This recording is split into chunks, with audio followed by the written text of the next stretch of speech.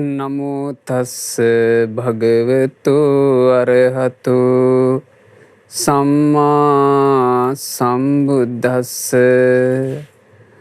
තුන් ලෝකාග්‍ර වූ මහා කාරුණික වූ ධර්මරාජයන් වහන්සේ වන අපගේ ගෞතම සම්මා සම්බුදුරජාණන් වහන්සේට නමස්කාර වේවා. සාදු සාදු සාදු.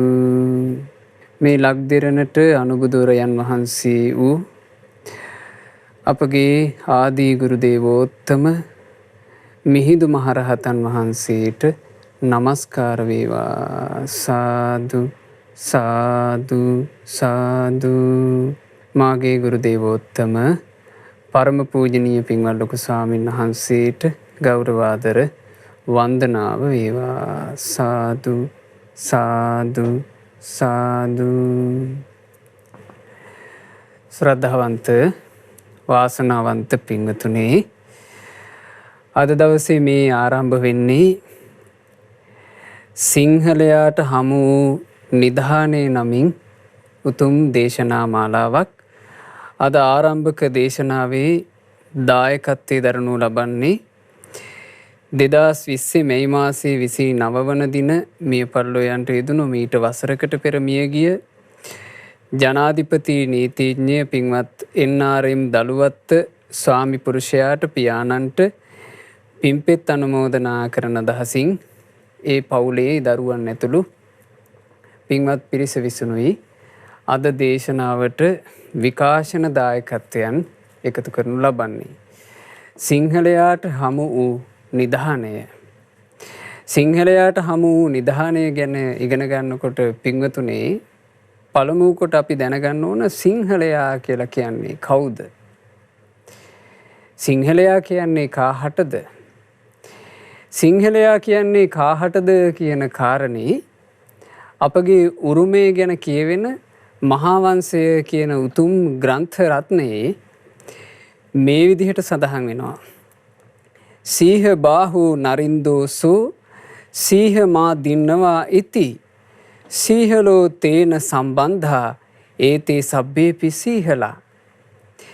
ඒ සිංහ බාහු රජුරුවෝ කාටවත් අල්ලාගන්ට නොහැකි වූ සිංහයාව අල්ලාගත්තු නිසා ඔහුට සිංහලයා යන නම පට බැඳුනා. සිංහ බාහු රජුගේ සම්බන්ධයේ ඇති විජය කුමාරයාටත් ඔහුගේ පිරිසටත් ඔවුන්ගේ දරු මුණුපුරු මී මුණුපුරු ආදී මුළු පරම්පරාවටම අද දක්වා කියන්නේ සිංහලයෝ කියලයි. සිංහල. ඇතැම් වූ සිංහල කියන කාරණේ සිව්හෙල කියලා පටලවා ගත්තා. ඒ මේ අපේ උරුමය වන අපේ ඉතිහාසය වෙනස් කරන්න දඟලන අය. ඒ අය සිංහල කියන කාරණේ සිව්හෙල. යක්ෂ නාග දේව මනුස්ස කියන ගෝත්‍ර 4 එකතු වෙලා සිව්හෙල වුණා. සිව්හෙල පස්සේ සිංහල වුණා කියලා මෙහෙම විකෘතියක් හැදුවා. ඒ විකෘතිය නිසා හැබෑවටම අපේ උරුමය මොකද්ද? මේ ජාතියේ ජන්මලාභය ලැබූ අපි කවුද? මේ කාරණේ විකෘති වෙලා තියෙනවා. මේ කාරණේ අවුල් සහගත වෙලා තියෙනවා. මේ කාරණේ ගැනත් අපිට තේරුම් ගන්න තියෙන්නේ මේ ලංකා ධරණී තලයට, එහෙම නැත්නම් මේ සිහල ජාතියට නිධානයේ දායාද කරපු උත්තමයා අපට කියා දීපු දේවල් වලින්. පින්වතුනි, මේ ලංකා භූමියට ලැබිච්චි, සිංහල ජාතියට ලැබිච්චි නිධානය කුමක්ද? ඒ නිධානය නම් ලෞතුරා භාග්‍යවත් අරහත් ගෞතම සම්මා සම්බුදුරජාණන් වහන්සේගේ උතුම් සම්බුද්ධ ශාසනය. ඒ බුද්ධ ශාසනයයි නිධානය. ඒ නිධානය තුලයි බුදු සරණ කියන අනර්ඝදී තිබුණේ. ඒ නිධානය තුලයි දහම් සරණ තිබුණේ. ඒ නිධානයනුයි අපට සංඝ සරණ ලැබුණේ. ඒ නිධානයනුයි සත්තිස් බෝධි පාක්ෂික ධර්ම ලැබුණේ. සතර සතිපට්ඨාන, සතර සම්‍යක් ප්‍රධාන, පංච ඉන්ද්‍රිය, පංච බල ආදී මේ උතුම් සත්‍තිස් බෝධි පාක්ෂික ධර්ම අපට ලැබුණේ ඒ නිධානයෙන්. ඒ නිධානයෙනුයි පින් කරගන්නට ලැබෙන අවකාශ කියන ඒවා අපට විවර වුණේ. ඒ නිධානයෙනුයි ජීවිතාර්ථය අපට උදා වුණේ. මේ හැමදේම මේ නිධානය නිසා, සම්බුද්ධ ශාසනය නිසා. ඒ නිධානය අපට දායාද කළෝ කවුරුහුද? ඒ නිධානය අපට දායාද කරන ලද්දේ අපගේ අනුබුදු මිහිඳු මහරහතන් වහන්සේ විසිනුයි. මිහිඳු මහරහතන් වහන්සේ මේ ලංකා ධරණී තලයට පොසොන් පුර 15ක පුන් පොහෝ දිනේ වැඩම කළා. ඒ වැඩම කරනකොට තථාගත අරහත් සම්මා සම්බුදු රජාණන් වහන්සේ පිරිනුවම් පාලා වර්ෂ 236ක් ගත වී තිබුණා. මහාවංශය කියන අපේ උරුමයට අනුව බලනකොට සිංහල ජාතිය ආරම්භ වෙලා වර්ෂ 236කට පස්සේ මේ ලංකා ධරණී තලයට මේ සිංහලයාට නිධානය දායාද වුණා. නිධාන දායාදේ රැගෙන වැඩම කළේ අපේ අනුබුදු මිහිඳු මහරහතන් වහන්සේ. මිහිඳු මහරහතන් වහන්සේ ලංකා ධරණී තලයට වැඩම කරලා පින්වතුනේ අපිට මහා අනර්ඝ සම්බුද්ධ ශාසනය නම් වූ නිධානයක් දායාද කළා. ඒ වගේමයි මිහිඳු මහරහතන් වහන්සේ අපි කවුද කියන කාරණේ අපිට හරියටම කියලා දුන්නා. අපේ උරුමය මොකක්ද?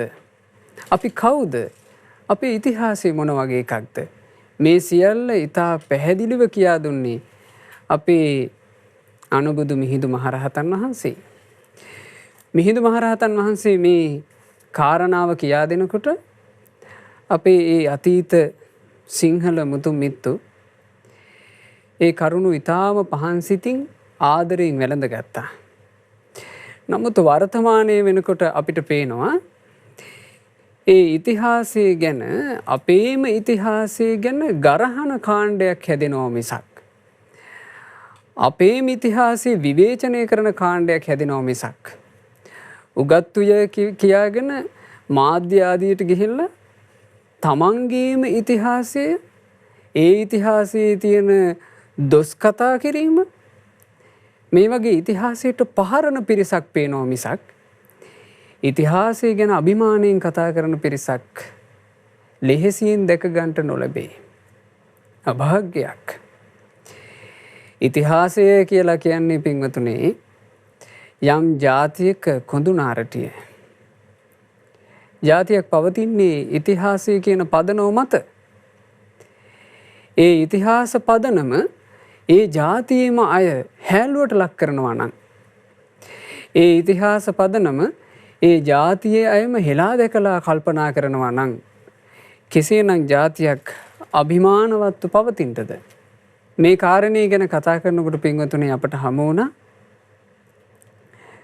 ග්‍රන්ථ රචනා කරන බොහෝ උගත්යයි කියන ලේඛකයෝ තමන්ගේ ඉතිහාසය පහරමින් ග්‍රන්ථ රචනා කරද්දී සිංහල අභිමානයෙන් යුක්තව ඉතිහාසය ගැන හැබෑ දැක්මක් ඇතුව ග්‍රන්ථයක් රචනා කරපු ලේඛකයෙකුගේ ලස්සන ග්‍රන්ථයක් අපට කියවන්න ලැබුණා. දයාවංශ ජයකොඩි මහත්මයාගේ සිංහලේ ජාතික සටන් කියන පොත. මේ පොතේ පෙරවදාන පූර්විකාවේ මෙන්න මේ විදිහේ සටහනක් එතුමා තබනවා. ග්‍රීන් කාඩ් ඇතිව අවුරුදු 5ක් නීත්‍යානුකූලව ඇමරිකාවේ පදිංචිව සිටින අයට ඉන්පසුව ඒ රටේ පුරවැසියෙකු වීමට අවස්ථාව උදා වෙයි.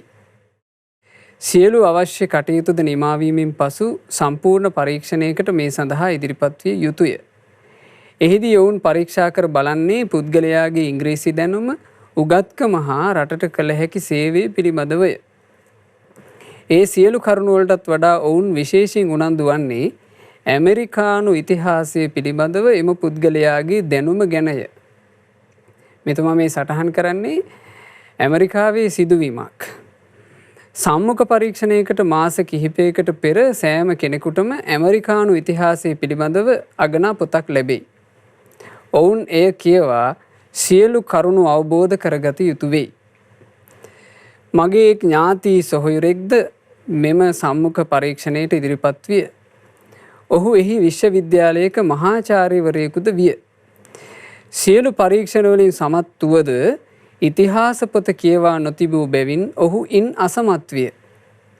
එම අවස්ථාවේදී එහි සිටි නිලධාරියාට ඔහු මෙසේ කීවේය. බලන්න අති දක්ෂ මේ උගතෙක් ඔහු මේ ඇමරිකාවේ තිබුණ ඒ ග්‍රීන් කාඩ් ලබා ගැනීමේ පුරවැසි භාවය ලබා ගැනීමේ ඒ විභාගයට මුහුණ දෙනකොට ඇමරිකානු ඉතිහාසය කියලා ලැබෙන පොත හරියට කියවගන්න බැරිවීම නිසා ඒ ඇමරිකානු ඉතිහාසය කියන කොටසට ලකුණු මදි වුණා. එයින් අසමත් වුණා. ඒ අසමත් වීමත් එක්ක ඔහුට පුරවැසි භාවය ලබා දීම සම්බන්ධයෙන් ඒ රජය කැමති වුණේ. එතකොට ඔහු ඒ ගැන කතා කළා. මම විශ්වවිද්‍යාල මහාචාර්යවරයෙක්. රජයට ඉතා හොඳින් බදු ගෙවන කෙනෙක්. ව්‍යාපාර කිහිපයක්ද කරනවා. ඉතින් ඒ ගැන සලකා බලා මට පුරවැසිකම දෙන්න කියලා ඔහු ඉල්ලා හිටියා. එතකොට මේ නිලධාරියා කියනවා ඔබ මහාචාර්යවරයෙක් බව අපි පිළිගන්නවා. බදු ගෙවන එකත් ඇත්ත. නමුත් අපේ රටේ ඉතිහාසය ගැන දන්නේ නැති කිසිම අයෙකුට අපේ රටේ පුරවැසි භාවය දෙන්න අපි සූදානම් නැහැ. එහෙමයි එදා ඒ ඇමරිකානු නිලධාරියා කියලා තියෙන්නේ. තමන්ගේ රටේ ඉතිහාසය ගැන දන්නේ නැති කෙනෙකුට ඒ ඉතිහාසය ගැන ඉගෙන ගන්න උනන්දුවක් නැති කෙනෙකුට ඒ ඉතිහාසය පිළිගන්න උනන්දුවක් නැති කෙනෙකුට ඒ රටේ පුරවැසිකමක් දෙන්න අපේ සූදානමක් නැහැ. පස්සේ ඔහු මේ පූර්විකාවේ පින්වතුනේ මෙහෙම කාරණාවක් කියනවා මේ දයවංශ ජයකොඩි මැතිතුමා මෙහි සඳහන් කරනවා ඉතිහාසයේ ඔප්පුවක් වගේය. නැතිනම් රටක ඉතිහාසයේ ඔප්පුවය. ඔප්පුවක් නැති ඉඩමකට අයිතිකරුවෙක්ද නැත. ඒ ඉඩමට ඕනෑම කෙනෙකුට ඇතුළු විය හැකිය. අයිතිවාසිකම් කිව හැකිය.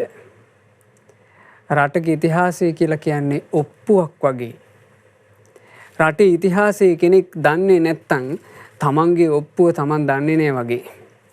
අපට අපේ අනුබුදු මිහිඳු මහරහතන් වහන්සේ අපේ ඉතිහාසය හරි ලස්සනට කියලා දුන්නා. අපේ උරුමය ගැන අපිට පැහැදිලි කරලා කියලා දුන්නේ මිහිඳු මහරහතන් වහන්සේ. සිංහබාහු කියන නරේන්ද්‍රයාට තියෙන සම්බන්ධෙත් එක්ක සිංහල කියන නාමය අපට පට බැඳුණා. සිංහබාහු නරේන්ද්‍රයාගේ උපත ගැන මහාවංශයේ 6 වෙනි පරිච්ඡේදය මෙන්න මේ විදිහට සඳහන් කරන්නේ. ඈත කාලේ දඹදිව වංග කියන රටේ වංග නගරේ වංග නමින් රජෙක් හිටියා. දඹදිව වංග රටේ වංග රජුරුවෝ කාලිංග රජුරුවන්ගේ දියණියව තමන්ගේ අග මෙහෙසිය බවට පත් කර ගත්තා. එතකොට මේ දෙන්නාට දාව එක දුවක් උපන්නා. ඒ දියණිය උපන්න මොහොතේ නිමිතිකාරයෝ කිව්වා මේ දියණී අනාගතේ මෘගරාජ වූ සිංහෙක් සමග අඹ සැමියන් විදිහට එකට ජීවත් වෙනවා කියලා නිමිතිකාරයෝ වචනයක් කිව්වා.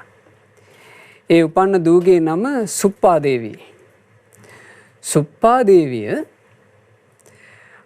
මේ තරුණ වයසට එනකොට අතිශයින්ම රූප ශෝභා ඇති තැනැත්තියක්.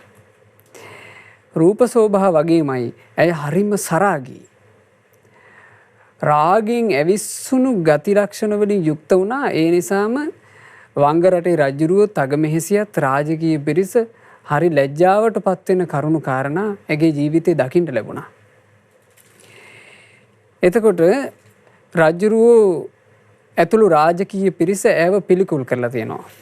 එතකොට ඇය තමන් කැමති විදිහට නිදහසේ වාසය කරන්නට ආසාවෙන් රජමාලිගාවෙන් පැනලා ගියා. රජමාලිගාවෙන් ඈට කෙනෙහිලිකම් වෙනකොට ඒ පැනලා යෑම පිණිස කාටවත් අඳුනගන්න බැරි විදිහට වෙස්වලාගෙන මගධ රාජ්‍ය දෙසට ගමන් කරන ගැල් සමූහයකට එකතු වෙලා ඈ පිටත් වුණා. එහෙම පිටත් වෙද්දී පින්වතුනේ ලාට නමැති රටේ මහා වනාන්තරයේ මැදදී සිංහ රාජෙක් මේ ගැල් සමූහයට කඩා පැන්න. සිංහ රාජයා ගර්ජනා කරගෙන කඩා පයින්නකොට මිනිස්සු හිස් ලූලූ අත පලා ගියා. එතකොට මේ සුප්පාදේවිත් ගැල් වලින් බැහැලා ඈ දුවන්න පටන් ගත්තා. ඈ දිව උනේ සිංහයා එන පැත්තට. සිංහරාජයා ඉස්සරහට කඩාගෙන පයින්නකොට ඒ පැත්තටම ඈ දුවනවා. ඈව දැක්ක ගමන් අර සිංහයාට රුදුරු සිංහයාට සරාගී බවක් හටගත්තා. ඒ රුදුරු සිංහයාට සුප්පාදේවී ගැන රාගසිතක් උපන්නා. ඒ රාගසිත උපන්න ගමන් සිංහයාගේ රෞද්‍ර ස්වභාවය වෙනස් වුණා. ඒ වෙනස සුප්පාදේවී දැක්කාම සුප්පාදේවියට තිබ්බ බය නැතුව ගියා. මොකද ඇය අහලා තිබුණා තමන් සම්බන්ධයෙන් පුංචි කාලේ නිමිතිකාරයෝ කියපු කතාව. ඇය එතකොට බය නැතුව මේ සිංහයාට ලං වුණා කියනවා. සිංහයාට ලං වෙලා මේ සිංහයාගේ ශරීරය ස්පර්ශ කරනකොට සිංහයා තව තවත් ඈ කෙරෙහි තදින් බැඳී ගියා. ඊට පස්සේ ඈ සිංහයාගේ පිට මතට ගොඩ වෙලා සිංහයාගේ ලෙන දක්වා ගියා. ඒ ලෙනේදී මේ තිරිසනා සමග මනුස්ස ස්ත්‍රියගේ සංවාසය සිද්ධ වුණා. ඒ සංවාසයේ හේතුවෙන් දුවෙකුත් පුතෙකුත් උපන්නා. පුත්‍රයා සාමාන්‍ය මිනිසෙකුට වඩා ගොඩක් බාහු බලයෙන් යුක්තයි. ගොඩාක් ශක්තිමත් කෙනෙක්. ඒ නිසා ඔහුට සිංහ බාහු කියලා නම් තිබුණා. දියණිය සිංහ සීවලී කියලා නම් කෙරුණා. එතකොට ගොඩාක් දෙනෙක් උගත්තු යයි කියා ගන්න අය ඉතිහාසය ගැන කතා කරනකොට මේ කාරණයට පහරනවා. මහාවංශය කියන එක පින්වතුනි රචනා කළේ මහා සංඝයා වහන්සේ විසින් භික්ෂූන් වහන්සේලා. භික්ෂූන් වහන්සේලා වනාහි ශික්ෂාපදවල හික්මෙන උත්තමයෝය. දිවි හිමියෙන් මුසා නොකියන උත්තමයෝය. බොරුවක් සමාජගත නොකරන උත්තමයෝය. එතකොට සංඝයා වහන්සේලා විසින් සම්පාදනය කරන ලද මේ ඉතිහාස කතාව. ඒ ඉතිහාස කතාව අපට කියලා දුන්නේ කවුද? සිංහල ජාතිය ආරම්භ වෙලා වර්ෂ 236ක් ගත වෙච්චි තැන ලංකා භූමියට වැඩම කරපු අනුබුදු මිහිඳු මහරහතන් වහන්සේ තමයි අපේ සිංහල ජාතිය ආරම්භය මේ විදිහට පැහැදිලි කළේ. එතකොට මේ සිංහබාහු කුමාරයා තරුණ වයසට පත් වෙනකොට ඔහු හොම හැඩිදෙඩි තරුණයෙක්. ඔහු දවසක් තමන්ගේ මෑණියන්වත් කරතබාගෙන සිංහ සීවලී නැගණියවත් කරතබාගෙන සිංහයාගේ ග්‍රහණයෙන් මිදලා පැනලා ගියා. ඒ පැන යාමත් එක්ක අර සිංහ රාජයා තමන්ගේ දරුවෝ තමන්ගේ බිරිඳ තමන් ආදරය කරපු අය අහිමි වීම නිසා මනුස්ස වාසයට පැමිණිලා මිනිස්සු නසන්න පටන් ගත්තා. එතකොට මේ සිංහබාහු කුමාරයා තමයි රුදුරු සිංහයාව ඝාතනය කළේ. ඒ රුදුරු සිංහයා ඝාතනය කරපු නිසා ඔහුට නමක් පට බැඳුනා සිංහලයා කියලා. ඒ සිංහබාහු කුමාරයාගේ පරපුරේ තමයි විජය රජුරුවෝ. විජය රජුරුවෝ ලංකා භූමියට පැමිණෙනවා තුන් ලෝකාග්‍ර අපගේ භාග්‍යවත් අරහත් ගෞතම සම්මා සම්බුදුරජාණන් වහන්සේ පිරිනිවන් පාන දිනයේ. බුදුරජාණන් වහන්සේ කුසිනාරාවේ උපවර්තන ශාල වනෝද්‍යානයේ පිරිනිවන් වඩින දවසේ විජය රජුරුවෝ මේ ලංකා භූමියට පැමිණෙනවා. ඒ ලංකා භූමියට පැමිණුනේ පින්වතුනි මනුස්ස වාසය ආරම්භ කිරීම පිණිස. එදා තමයි මිනිස් වාසය ආරම්භ වුණේ මේ ලංකා භූමියේ. ඒ වෙනකොට මිනිස් වාසය නැති වෙන විදිහට රුදුරු අමනුස්ස ග්‍රහණයක් මේ ලංකා භූමියේ තිබුණා. ඒ කියන්නේ ලංකා භූමියේ ඊට පෙර මනුස්ස වාසයක් නොතිබුණා කියන එකද? ඊට පෙර මනුස්ස වාසයක් තිබුණා බොහෝ කලකට පෙර. කාශ්‍යප බුදුරජාණන් වහන්සේගේ උතුම් සම්බුද්ධ ශාසනයේ පවතින කාලේ මේ ලංකා භූමියේ මනුස්ස වාස තිබුණා. අනිකුත් මේ මහා භද්‍ර කල්පයේ බුද්ධ ශාසන පවතින කාලේ මනුස්ස වාස තිබුණා. මනුස්ස වාස තියෙනවා නැති වෙලා යනවා. රුදුරු අමනුෂ්‍යෝ පැමිණියාට පස්සේ මනුස්සයන්ට ඉන්න විදිහක් නැතුව යනවා. එහෙම අවකාශයක් පැමිණිලා මේ ලංකාවේ මනුස්ස වාසය නැත්තටම නැති වෙලා තියෙද්දි මනුස්ස වාසය නැත්තටම නැති වෙලා තියෙද්දි යලිත් මනුස්ස වාසය ආරම්භ කරන්නට විජය කුමාරයා මේ ලංකා භූමියට පැමිණුණේ මීට වර්ෂ 2565කට පෙර අපේ සම්මා සම්බුදුරජාණන් වහන්සේ පිරිනිවන් වැඩම දිනේ. ඉතින් බුදුරජාණන් වහන්සේ පිරිනිවන් පාන මොහොතේත් මේ දුටුවා. මේ දැකලා ශාස්ත්‍රඥ වහන්සේ සක්දිවිඳුට බාර කරානේ. පතිට්ඨිස්සති දේවින්ද ලංකායන් මම ශාසනං. දේවේන්ද්‍රය ලංකා භූමියේ තමයි මාගේ සම්බුදු සසුන මතු අනාගතේ මනාව පිහිටන්නේ. ඒ මතු අනාගතේ ලංකා භූමියේ ඇයි සම්බුද්ධ ශාසනය මනාව පිහිටන්නේ? සම්බුද්ධ ශාසනය රැකගත හැකි ජාතිය ලංකා භූමියේ ස්ථාපිත වෙන නිසා. ඒ ජාතිය පින්වතුනේ සිහල ජාතිය. ඒ සිහල ජාතිය අර සිංහයාගේ ලේ ධාතුව කලවම් වෙලා හැදිච්චි අපූර්ව මනුස්ස කොට්ටාසයත් එක්ක ශාක්‍ය වංශය මිශ්‍ර වුණා. විජය කුමාරයා ලංකා භූමියට පැමිණුණාට පස්සේ ඒ විජය කුමාරයා මෙහිදී මුලින්ම කුවේණිය කියන යක්ෂණියත් සමගනේ සංවාසී යෙදিলা දරුවෝ බිහි වුණේ. එතකොට බොහෝ දෙනෙක් සැක කරන තැන් මේවා යක්ෂණියක් එක්ක මිනිස්සෙක් අඹුසැමියෝ විදිහට එකට ඉන්න පුළුවන්ද කියන කාරණේ. එහෙම පුළුවන්. එසේ පුළුවන් බව අපේ විනය පොත්වල සඳහන් වෙනවා. භාග්‍යතුන් වහන්සේගේ උතුම් සද්ධර්මයේ සඳහන් වෙනවා. ඇතැම් භික්ෂූන් පරාජිකාවට පත් වුණා යක්ෂණියන් සමග මෙවුන්දම් සේවනය කරලා. ඇතැම් භික්ෂූන් පරාජිකා භාවයට පත් වුණා දෙව්දූලත් සමග මෙවුන්දම් සේවනය කරලා. එතකොට එහෙම දේවල් අදටත් ලෝකේ සිද්ධ වෙනවා. අදටත් ඇතැම් වෙලාවට මැරිච්ච අමනුෂ්‍යයෝ මේ ආදරය කරන අයට ඥාතීන් සමීපයට පැමිණිලා. ඇතැම් ප්‍රශ්න තියෙනවා පින්වතුනේ මේ මිය පරලෝ ගියාට පස්සේ ඒ මැරිච්චි ඥාතියෝ ළඟට එනවා. සමහරවිට බිරිඳ ස්වාමියා විදිහට දෙන්න එකට ඉඳලා එක්කෙනෙක් මැරෙනවා. මැරිච්ච කෙනා හිත බැඳගෙන මැරෙනවා. මලාට පස්සේ මැරිච්චි මල යකා ඇවිල්ලා පණ තියෙන ස්ත්‍රියත් එක්ක අඹුසැමියෝ වගේ ඉන්නවා. අදටත් තියෙනවා ඒ බඳු ප්‍රශ්න. ඒ නිසා මේ ඉතිහාස කාරණා අසත්‍යයක් නොවේ. ඒවා අසත්‍ය කියලා බැහැර කරන්නේ, ඒවා සැක කරන්නේ මේ සිහල පරපුර කාලයාගේ ඇවෑමෙන් නොයෙක් ලේ ධාතුන්ට කලවම් වෙලා පරගති භාවයට පත් වුණා. ඒ පරගති භාවයත් එක්ක තමයි තමන්ගේ උරුමේ සැක කරන්නේ.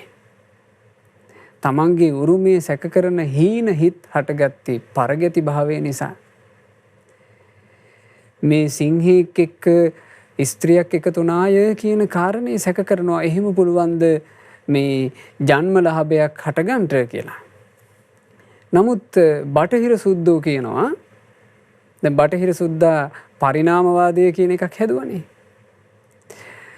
තුන් ලෝකාග්‍ර අපේ සම්මා සම්බුදුරජාණන් වහන්සේගේ දේශනාවේ මේ මනුස්ස වාසය හටගත් හැටි හොඳට පැහැදිලිව බුදුරජාණන් වහන්සේ දේශනා කරලා තියෙනවා අග්ගඤ්ඤ සූත්‍රය ආදී දේශනාවල. හැබැයි සුද්ධා පරිණාමවාදය කියලා එකක් ගොඩ නැගුවා. නිර්මාණය කළා එකක් තිබ්බේ නැති අභූතයක් මෙව්වා. ඒකේ කියනවා වානරයෙක්ගෙන් තමයි මේ මිනිස්සයා හටගත්තේ කියලා. වඳුරෙක්ගෙන් පරිණාමණය වෙලා මිනිස්සයා හටගත්තා කියලා සුද්ධා කියනකොට හා කියලා පිළිගන්නවා. මේ සිංහෙක් මනුස්ස ස්ත්‍රියාවක් එක්ක එකතු වුණා කියන කාරණේ කතා කරනකොට එහෙම වෙන්න පුළුවන්ද කියලා සැක කරනවා. පරගතිකමමයි. වඳුරාට වඩා සිංහයා කොච්චර ශ්‍රේෂ්ඨද? පරගතිකමයි. ඒ නිසා මේ කරුණු කාරණා පින්වතුනි මහා වංශය කියන උතුම් පොත් වහන්සේගේ අන්තර්ගත වෙන්නේ අපි මිහිඳු මහරහතන් වහන්සේ අතීතය ගැන මනාකොට දැකලා කරපු හෙළිදරව් වලින්.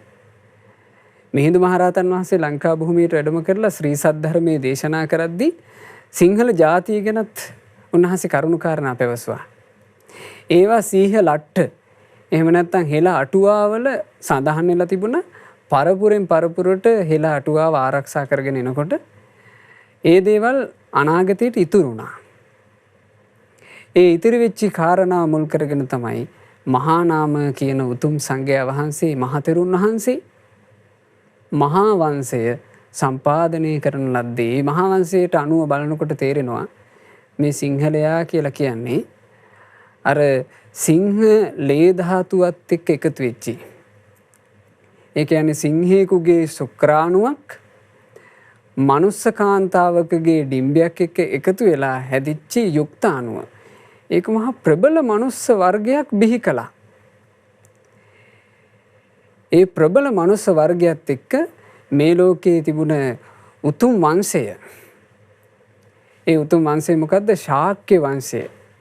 මහා වංශය ඔබ කියවනවා නම් ඔබට තේරෙවි මහා වංශය ආරම්භ වෙන්නේ කල්පයක් තිස්සේ පිරිසිදුව පැවතිච්ච වංශයක් ගැන විස්තර කරමින්. ඒ වංශය තමයි ශාක්‍ය වංශය. ශාක්‍ය වංශය කියන්නේ අපේ ශාස්ත්‍රූන් වහන්සේ ජන්මලාභය ලද වංශය. ඒ වංශය කල්පයක් තිස්සේ පිරිසිදුව තිබුණා. කල්පයක් තිස්සේ වෙන වෙන ලේ වලින් කිලිටි කරගන්නේ නැතුව වංශය පිරිසිදුව ආපු නිසාමයි මේ ශාක්‍යයන්ට ශාක්‍ය එහෙම නැත්තම් දක්ෂයෝ කියලා කිව්වේ. ශාක්‍ය වංශයට තමයි සම්බුද්ධ ශාසන උරුමය. සම්බුද්ධ ශාසන උරුමය තිබුණේ ශාක්‍ය වංශයට. ඉතින් ඒ නිසාමනේ ශාස්ත්‍රඥ වහන්සේ මේ මහබෝසතාණන් වහන්සේ විදිහට තව්තිසා දෙව් භවනේ වැඩ ඉන්නකොට සන්තුසිත දේවරාජ විදිහට දෙවිවරු ගිහින් ආරාධනා කරනවානේ. කාලෝ යං තේ මහාවීර, මහාවීරයාණෙනි ඔබට කාලේ පැමිණිලා. උප්පජ්ජ මාතු කුච්චයන්, මෑණියන්ගේ කුසේ පිරිසිඳ ගන්නට කල් පැමිණිලා. මනුස්ස ලෝකයේ මවකගේ කුසේ පිරිසිඳ ගන්නට ඔබට කල් පැමිණිලා. සදේවකං තාරයන්තෝ බුද්ධස්සු අමතම් පදං, දෙව් මිනිස් ලෝකයාව සසර කතරින් එතර කරවනු පිණිස ඒ අමෘත පදය වන නිවන සාක්ෂාත් කරන සේක්වා කියලා දෙවිවරු ආරාධනා කරනකොට මහබෝසතාණන් වහන්සේ ඒ ආරාධනාව පිළි අරගෙන එසැනින් එන්නේ නැහැ. මහබෝසතාණන් වහන්සේ පංච මහා විලෝකන කරනවා.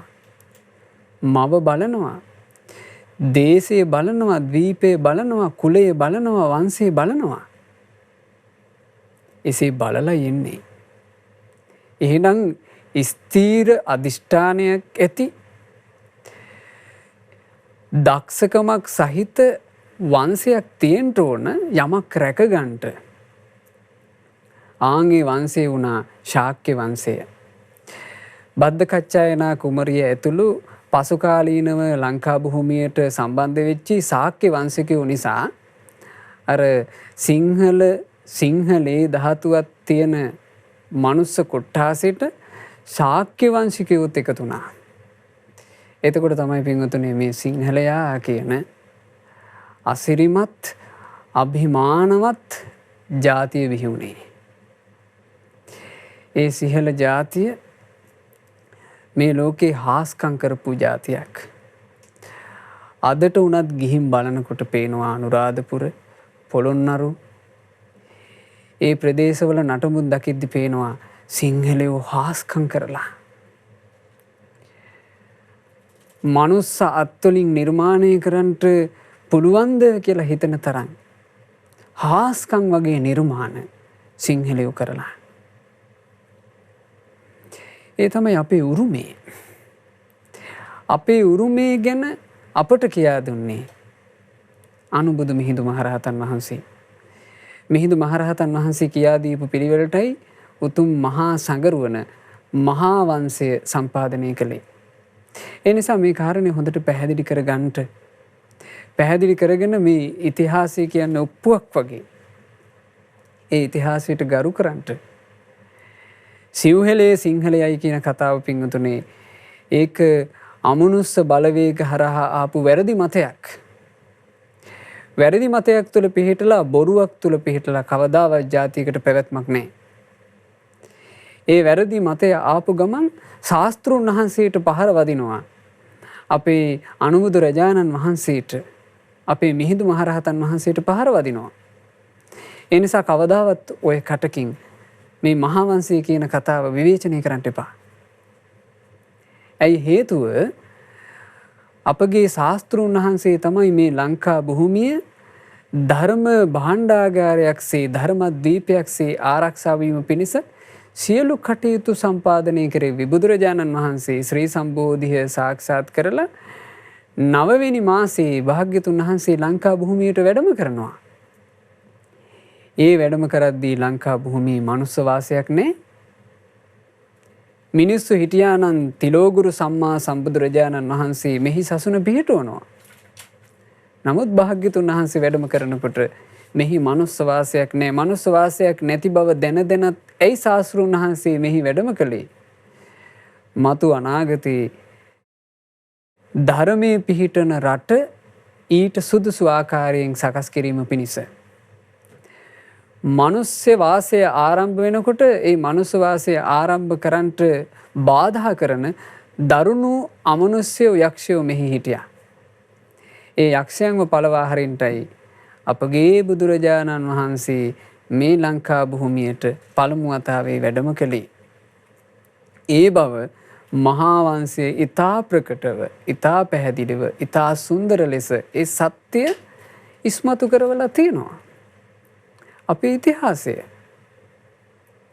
අපේ ඉතිහාසයට අපිම නොගරු කරනවා නම්, අපේ ඉතිහාසයෙන් අපිම සැක කරනවා නම්, අපේ ඉතිහාසය අපිම නිකන් බොරු කතා එකතු කරගෙන විකෘති කරන්න මහන්සි වෙනවා නම් ලංකා භූමියේ බුදුරජාණන් වහන්සේ උපන්නා කියයි. ලංකා භූමියේ බුදුරජාණන් වහන්සේ ඉපදලා ඉද්දී ඒ මිහිඳු මහරහතන් වහන්සේ ලංකාවට වැඩම කළේ මේ රජුරුවන්ගේ ඔත්තුකාරයෙක් විදිහට කියයි. ඇයි මේ කටවල් වලින් පව් පුරවා ගන්නේ මේ වගේ අභූත දේ කියලා? ඒ නිසා මිහිඳු මහරහතන් වහන්සේ ලංකා භූමියට වැඩම කොට අපට සම්මා සම්බුද්ධ ශාසනය කියන නිධානයේ දායාද කරද්දී ඒ නිධානයත් එක්කම අපට දායාද කරපු දේ තමයි අපේ හැබෑ උරුමය. සිංහලයාගේ හැබෑ උරුමය. හැබෑම මහා වංශය. ඒක ගැන අපි අපේ හිතේ බලවත් විශ්වාසයක් ඇති කරගන්න ඕන. ඒ ඇති කරගන්න විශ්වාසයත් එක්කමයි පින්වතුනි අපිට අපි ගැනම අභිමානයක් හටගන්නේ. මොකද මේ ලෝකයට මහා කරුණාවෙන් පහළ වෙන සාරා සංකේය කල්පලක්ෂ වාරයක් පාරමිතා ධර්මයන් පූර්ණේ කරලා මේ ලෝක සත්‍යව සංසාර කතරින් ඈතර කරවීම පිණිසම පහළ වෙන සම්මා සම්බුදුරජාණන් වහන්සේ දඹදිව් තලයේ පහළ වෙලා දඹදිවින් එපිටට යම් දේශයකට වැඩම කළා නම් ඒ මේ ලංකා භූමියට පමණයි. බුදුරජාණන් වහන්සේ දෙව්ලොවට වැඩම කළා. බුදුරජාණන් වහන්සේ බඹලොවට වැඩම කළා. බුදුරජාණන් වහන්සේ නාලොවටත් වැඩම කළා. හැබැයි භාග්‍යතුන් වහන්සේ මේ මනුස්ස ලෝකේ දඹදිව් තලයේ සිසාරා ධර්ම දේශනා කරමින් වැඩම කරනවා මිසක් ජීවමානව වැඩ ඉද්දී ඒ දඹදිව් තලයෙන් එපිට වෙන දේශයකට බුදුරජාණන් වහන්සේ වැඩම කරලා නැහැ. ශාස්ත්‍රෝන් වහන්සේ වැඩම කරපු එකම දේශය මේ ලංකා භූමිය. අපි ජන්මලාභය ලැබූ අපේ මේ පුංචි රට. මේ දේශය සුපූජනීය කරවන්නට, මේ දේශය සුපූජනීය එකක් බවට පත් කරවන්නට සම්බුදු පහසින් මේ දේශය පූජනීය කරවන්නට ශාස්ත්‍රඥ වහන්සේ අවස්ථා 3ක් මේ ලංකා භූමියට වැඩම කළා. රහතන් වහන්සේලා පිරිවරාගෙන බුදුරජාණන් වහන්සේ අවසාන වතාවේ මේ ලංකා භූමියට වැඩම කළේ මේ තමයි සත්‍යය. මේ සත්‍යය සඳහන් වෙන්නේ කොහිද? අපේ ඔප්පුව බඳු. අපේ හැබෑම ඉතිහාස කතාව මහා වංශයේ.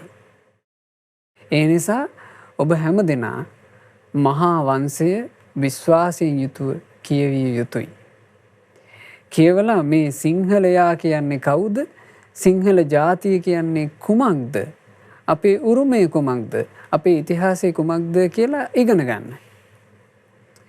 එතකොටයි අපට මේ නිධාන දායාදේ සිංහලයාට හමු වූ නිධානයේ වටිනාකම මහර්ග බව, ඒ සිංහලයාට ලැබුණු විශේෂ උරුමයක් බව අපට තේරෙන්නේ සිංහලයාගේ හැබෑ ඉතිහාස කතාව අපි ඉගෙන ගත්තොත්. සිංහලයා ලද ඒ මහා නිධානය සම්මා සම්බුද්ධ ශාසනයයි. ඒ සම්මා සම්බුද්ධ ශාසනය ඊතා නිර්මලව, ඊතා පාරිශුද්ධව නොකැලෙල් ලෙස අපට දායාද කළේ අපේ අනුබුදු මිහිඳු මහරහතන් වහන්සේ. මිහිඳු මහරහතන් වහන්සේ ලංකා ධරණී තලයට වැඩම කරන්නේ මේ සම්මා සම්බුද්ධ ශාසනය කියන නිධානය මනාකොට ලංකා භූමියේ තැන්පත් කරන්න සූදානම් වෙලා. දඹදිව වේදිස ගිරියේ උන්වහන්සේ වැඩ ඉන්නකොට මේ ලංකා භූමියට වඩින්නේ හෙට කියලා උන්වහන්සේ කල්පනා කළා. පොසොන් පුන් පොහෝ දිනය හෙට දවසට යෙදෙනවා. අපි හෙට දවසේ ලංකා භූමියට වැඩම කරනවා කියලා. එහෙම හිතනකොටම සක්දිවිඳු එතෙන්ට පැමිණෙනවා.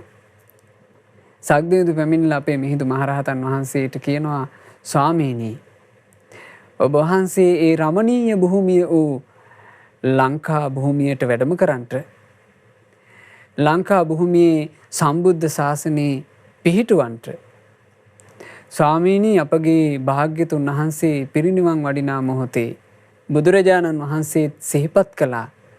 ඔබ වහන්සේ ලංකා භූමියේ නිර්මල බුද්ධ ශාසනය පිහිටුවන බව. ස්වාමීනි, අපිත් ඔබ වහන්සේට උපකාර වෙනවා.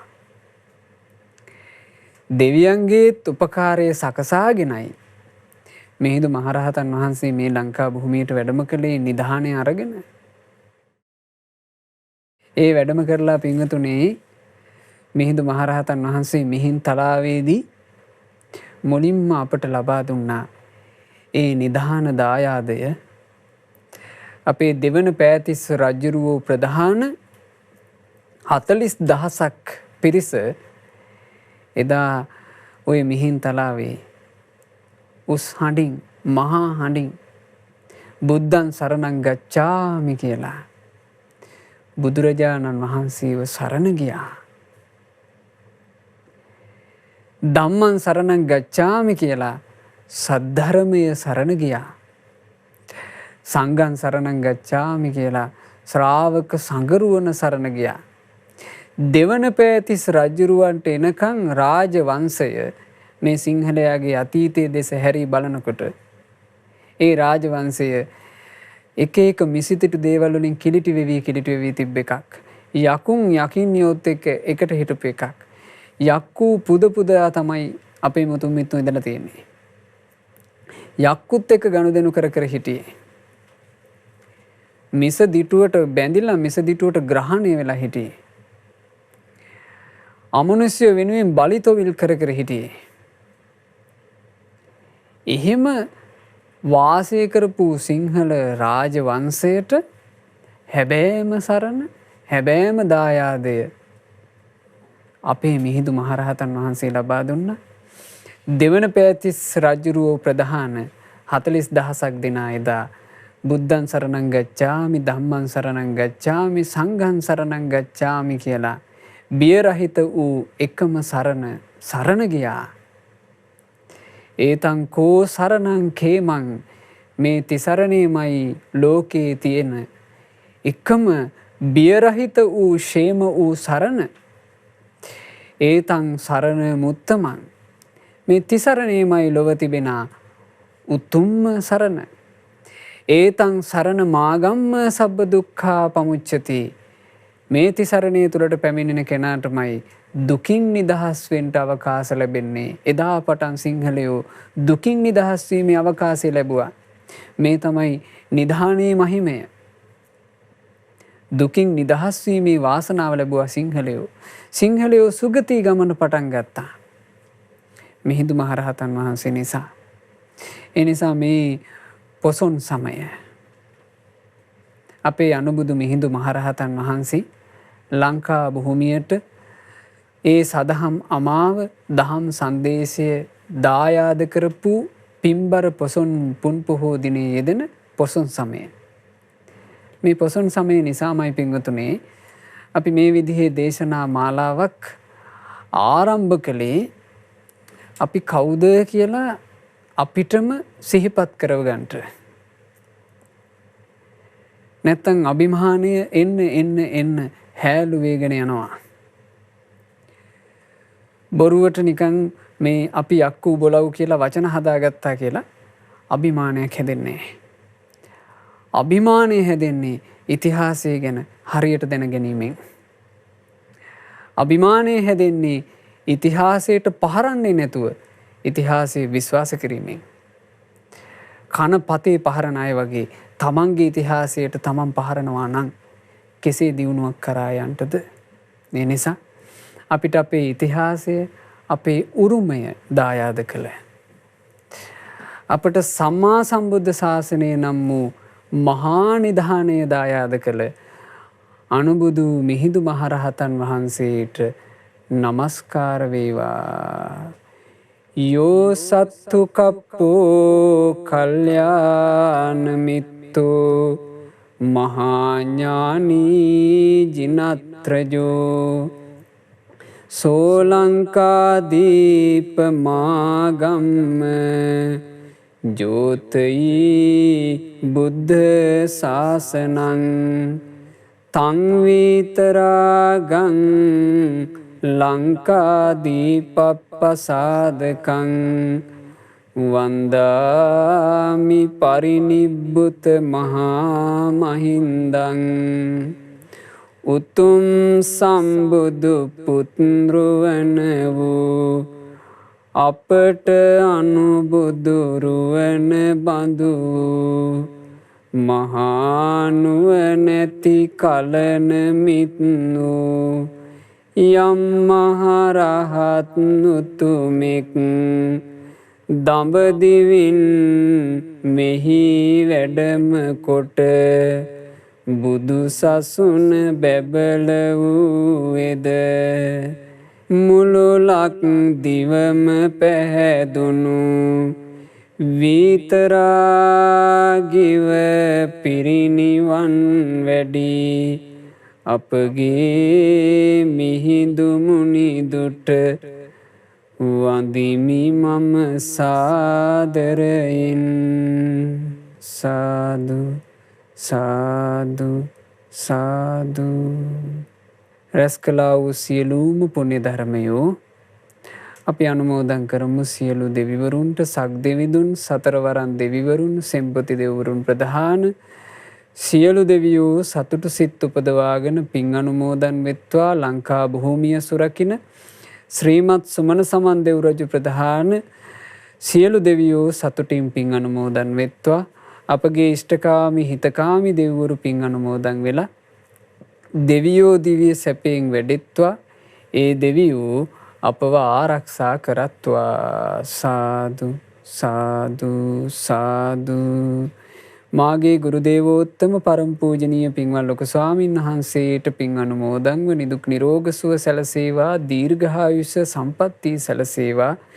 මේ ගෞතම ශාසනය තුල උතුම් වූ චතුරාර්ය සත්‍ය ධර්මය පරිපූර්ණ වශයෙන්ම අවබෝධ කරගන්නට වාසනාව ලැබෙත්වා. සාදු සාදු සාදු. රැස් කරගන්නට යෙදුනා වූ සියලුම පුණ්‍ය ධර්මයන් අද දවසේ මේ දේශනාවට දායකත්වයෙන් දරනු ලබන ඒ සුපින්නතුල්ලාගේ ප්‍රධාන අරමුණ ලෙස සඳහන් කොට තිබෙන පරිදි 2020 මැයි මාසයේ 29 වන දින එනම් මීට වසරකට පෙර මිය පරලෝ යන්ට යෙදුණු ජනාධිපති නීතිඥ පින්වත් NRM දළුවත් මහත්මාට මේ සියලු පින්පෙත් අනුමෝදන් වෙත්වා.